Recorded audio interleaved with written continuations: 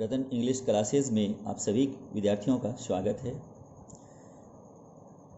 तो सबसे पहले इस वीडियो को आप सब्सक्राइब कर लीजिएगा और अधिक से अधिक इस वीडियो को लाइक कीजिएगा, शेयर कीजिएगा और बेल आइकन के बटन को दबाइएगा ताकि सबसे पहले मेरा ये वीडियो आप तक पहुँचे और आपको सीखने को मिले। तो देखिए आगे, एवरी चाइल्ड फील्स दैट, प्रत्येक बालक ये अनुभव करता है कि शी और ही, चाहे वो लड़का है या लड़की है, इज कंट्रोल्ड कि उसको नियंत्रित किया जाता है, एंड इंस्ट्रक्टेड और उसको निर्देशित किया जाता है, not to do one thing और अनदर कि यह मत करो वह मत करो। You too may feel that, आपको भी मे फील दैट अनुभव होगा कि, आपको भी यह अनुभव होगा कि योर फ्रीडम इज़ कर्टेल्ड कि आपकी आज़ादी, आपकी स्वतंत्रता को कम कर दी जाती है। कर्टेल का अर्थ है कम कर देना, फ्रीडम का अर्थ है स्वतंत्रता, कि आपकी स्वतंत्रता को भी कम कर दी जाती है। और ये पैसिव वॉइस में लिखा हुआ है। Write down some of the things, कुछ ऐसी चीज़ों को आप लिखिए यू वॉन्ट टू डू, जो आप करना चाहते हैं, बट योर पेरेंट्स से, एल्डर्स से do not allow you to, लेकिन आपके माता पिता या आपके जो बुजुर्ग हैं, बड़ी उम्र वाले लोग हैं, वो आपको करने नहीं देते हैं। आगे, डोंट बाइट। अब इसमें क्या है कि इस पोइम के अंदर ये बताया गया है कि अमंडा नाम की एक लड़की है, उसको उसके माता पिता के द्वारा या बड़ी उम्र वाले जो लोग हैं वे उसको रोकते हैं, टोकते हैं किसी भी काम को करने के लिए।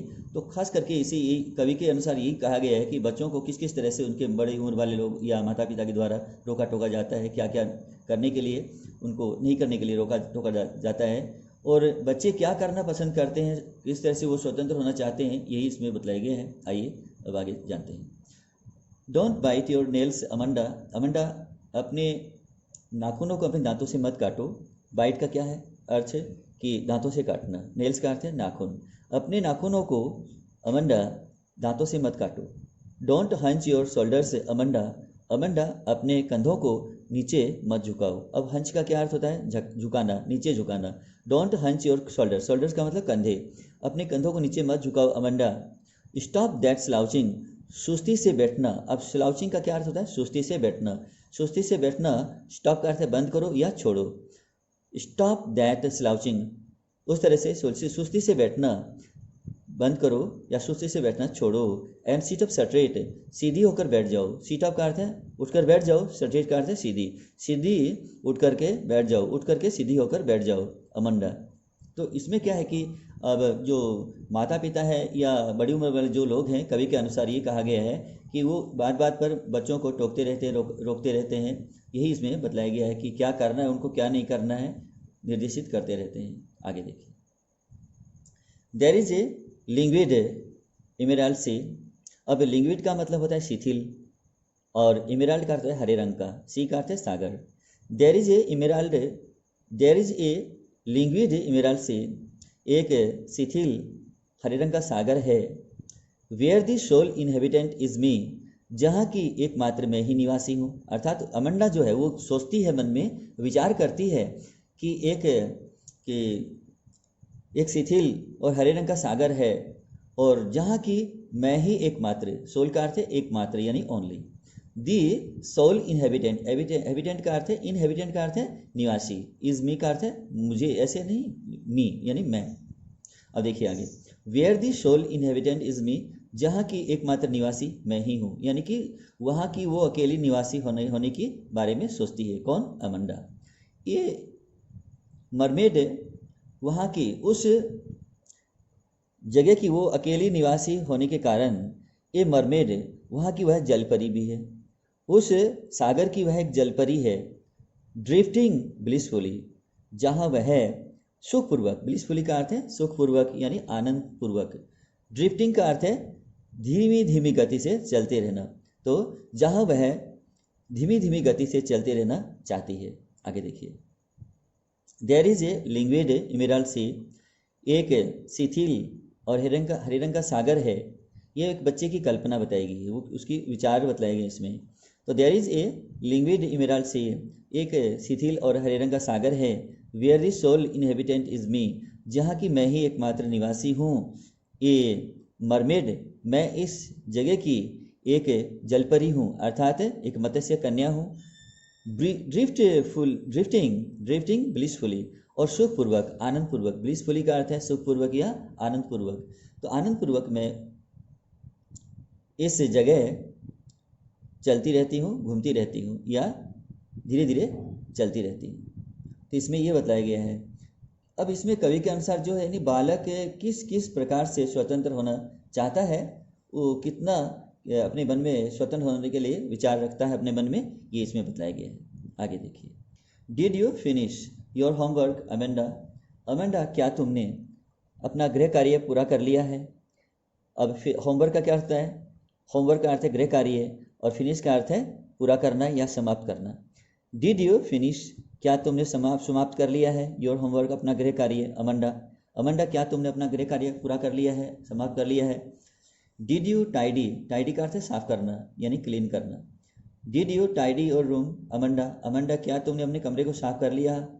आई थॉट, मेरा विचार है, I told you to clean your shoes, मेरा विचार है कि मैंने तुम्हें अपने जूते साफ करने के लिए कह दिया है। अमंडा, अमंडा, मेरा विचार है कि मैंने तुम्हें तुम्हारे जूते साफ करने के लिए कह दिया है।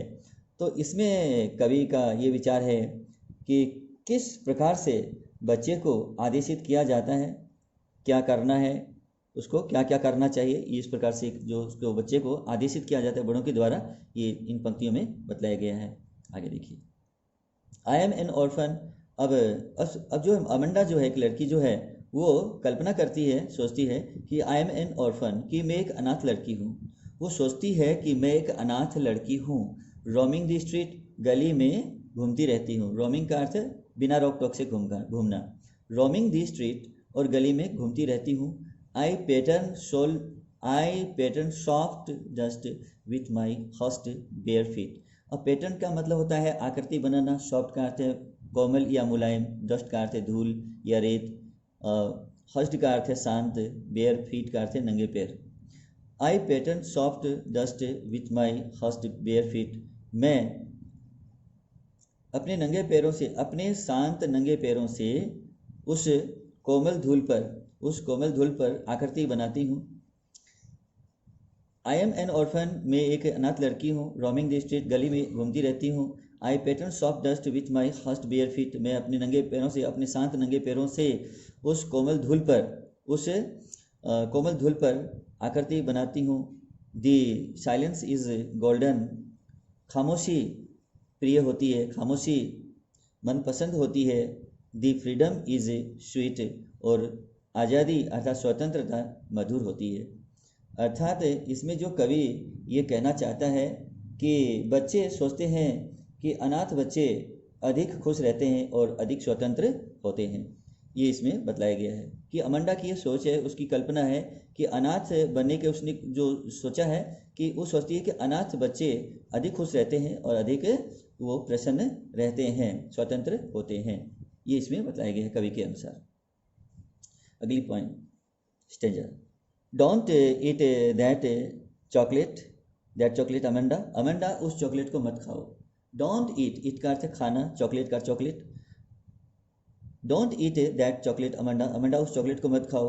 रिमेंबर, याद रखो, योर एकने, रिमेंबर योर एकने, अपने मुहासों को याद रखो। एकनी का मतलब होता है मुहासे, अपने, रिमेंबर योर एकनी, अपने मुहासों को याद रखो। Amanda, will you please look at me, क्या तुम कृपया मेरी तरफ देखोगी।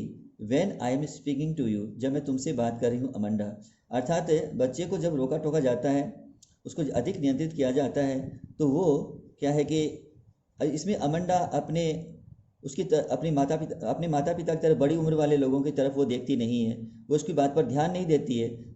और जब वो उससे बात कर रहे होते हैं, यानी वो कहते हैं कि जब मैं तुमसे बात कर रही हूँ तो तुम मेरी तरफ कृपया क्या देखोगी। तो इस प्रकार से, यानी उसकी बात पर वो ध्यान नहीं दे रही है, उसकी तरफ वो नहीं देख रही है, और तभी वो कह रही है कि मैं जब तुमसे बात कर रही हूँ, अर्थात जब वह बात कर रही है उससे, तो वह उस पर ध्यान नहीं दे रही है, उसकी तरफ नहीं देख रही होती है। तो इस प्रकार क्या है कि इसमें कवि के अनुसार जो कहा गया है, बच्चे को रोका टोका इसमें अधिक जाता है। ये वाले स्टेंजे में देखते हैं। अब इसे स्ट्रेंजर में देखते हैं आगे। आई एम रेपेंजल, मैं रेपेंजल हूँ। I have not a care, मैं कोई चिंता नहीं करती हूँ, मुझे कोई चिंता नहीं है। अब केयर का क्या मतलब हुआ? चिंता। केयर का मतलब है यहाँ चिंता। तो आई एम रेपेंजल, मैं रेपुंजल हूँ, यानी कि यहाँ जो अमंडा लड़की है वो रेपेंजल एक राजकुमारी है, रेपेंजल नाम की एक राजकुमारी है जो राजकुमारी बनना चाहती है। वो कहती है कि वो रेपेंजल राजकुमारी है, अर्थात वो खुद के रेपेंजल होने के बारे में सोच रही है। आई एम रेपेंजल, मैं रेपेंजल हूँ। I have not a care, मैं कोई चिंता नहीं है, मैं कोई चिंता नहीं करती, मुझे कोई चिंता नहीं है। But life in A tower is a tranquil. अब लाइफ का मतलब होता है जिंदगी या जीवन। इन ए टावर, टावर का अर्थ है मीनार, और ट्रैंक्विल का अर्थ है शांत, रेयर का अर्थ है दुर्लभ। तो देखिए आगे, तो life in A tower is tranquil, वो कहती है कि मीनार की जिंदगी, मीनार में जो जिंदगी होती है, मीनार में जिंदगी शांत होती है, एंड रेयर और दुर्लभ होती है। अर्थात यहाँ जो रपंजल है, अर्थात जो लड़की है अमंडा, वो कल्पना करती है कि मीनार के अंदर वो अकेली रहे और जहाँ कोई भी न हो, और वहाँ वह जो है शांत रहना चाहती है। तो life in A tower is tranquil, कि मीनार में ज़िंदगी जो है वो शांत होती है, एंड रेयर, और ऐसी शांति अन्यत्र दुर्लभ होती है। वह इस बारे में कल्पना करती है। I'll certainly never let down, let down का मतलब है नीचे गिराना, ठीक है, नीचे झुकाना या नीचे गिराना। आइल सर्टेनली, सर्टेनली निश्चित रूप से, नेवर का अर्थ है कभी नहीं, ब्रीट का अर्थ है स्वर्णिम, हेयर का अर्थ है बाल। तो I'll certainly never let down my braid hair, यहाँ जो अमंडा कहती है कि मैं निश्चित रूप से अपने स्वर्णिम बालों को नीचे नहीं गिराऊंगी। जिस तरह से रपंजल एक राजकुमारी थी, उसने अपने बालों को नीचे गिराया था, तो वह एक राजकुमार के साथ चली गई थी। तो इस तरह से वह कहती है कि मैं किसी राजकुमार के लिए मैं अपने बालों को, अपने स्वर्णिम बालों को नीचे नहीं गिराऊंगी। किसी भी राजकुमार के लिए मैं अपने बालों को, अपने स्वर्णिम बालों को नीचे नहीं गिरने दूंगी। तो ये इसमें कहा गया है। तो इसमें जो अमंडा है उसके अनुसार क्या है कि कहा गया है कि स्वतंत्रता के लिए कामना करती है, वो वहाँ स्वतंत्रता का कामना करती है और स्वप्न देखती है। वो एक प्रकार से दिवा स्वप्न देख रही है कि मैं एक रपंजल हूँ। तो इस प्रकार से अगला स्टेज है। Stop that sulking at once, तुरंत। अब सल्किंग का मतलब है रूठना, सल्किंग का क्या मतलब है? रूठना या निराश होना। तो stop that sulking at once Amanda, Amanda रूठना तुरंत छोड़ो, तुरंत रूठना जो है, रूठना तुरंत ही बंद करो। योर ऑलवेज सो मूडी, तुम हमेशा। अब मूडी जो शब्द है, मूडी के लिए जो हिंदी का शब्द है वो है चिड़चिड़ा, यानी कि तुम हमेशा जो है चिड़चिड़ी रहती हो। You are always so moody, तुम बहुत ही चिड़चिड़ी हो अमंडा, तुम बहुत ही चिड़चिड़ी हो। एनीवन वुड थिंक, कोई भी ये सोचेगा, दैट कि आई नेग्ड एट यू, कि मैं तुम में दोष निकालती हूँ अमंडा, कोई भी ये सोचेगा कि मैं तुम्हें दोष निकालती हूँ। अब इसमें जो कवि का कहने का जो अभिप्राय है कि बार बार रोकने टोकने से बच्चे किस प्रकार से रूठने लगते हैं। तो यही इसमें कहा गया है कि बच्चों को बार बार रोका या टोका जाता है अपने बड़ी उम्र वाले लोगों के द्वारा या माता पिता के द्वारा। तो इस तरह से वो किस प्रकार से वो जो है रूठने लग जाते हैं, यही इसमें बताया गया है। तो आज का ये वीडियो आपको कैसे लगा, आप ये अधिक से अधिक शेयर कीजिएगा, लाइक कीजिएगा और मेरे इस चैनल को सब्सक्राइब भी कीजिएगा। Thank you for watching this video.